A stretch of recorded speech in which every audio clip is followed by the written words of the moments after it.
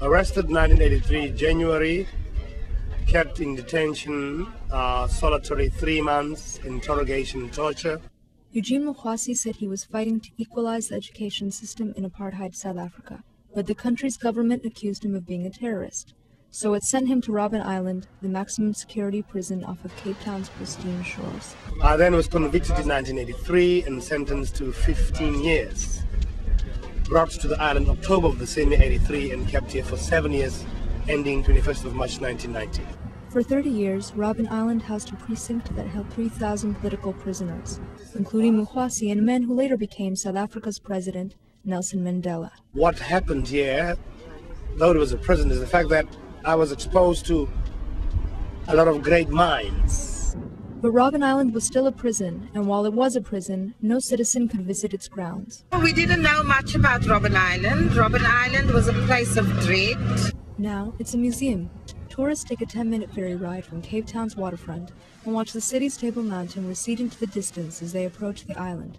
When the visitors arrive, they take a tour of the prison. Being in jail is one thing, but as soon as they free you, you come to the first realization that the rent is no more for free. But working at a place that once held him against his will is a challenge.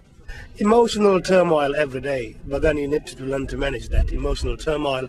It's not the ideal place to come back to. Mughwasi faces the problem of reintegrating into society after living behind bars for many years. I actually stay here and pay rent. Way back in the village in one of the houses, strangely so, one of the guards, former guards, is my neighbor. Despite the agonies he suffered at Robben Island, Mughwasi explains that his time at the prison had an enriching side. God knows I left here with a wealth of knowledge because informal education was encouraged on a man-to-man basis. That's what we did during lunchtime particularly. We convened meetings to discuss politics, economics, history, sociology, and a variety of other subjects. Things I don't think I would have been able to do had I not been a prisoner, ironically. So he leads tours and discusses his experience at the prison. It's a damn job, someone's got to do it. Robben Island has a troubled place in South Africa's history and Eugene Mughwasi's memory.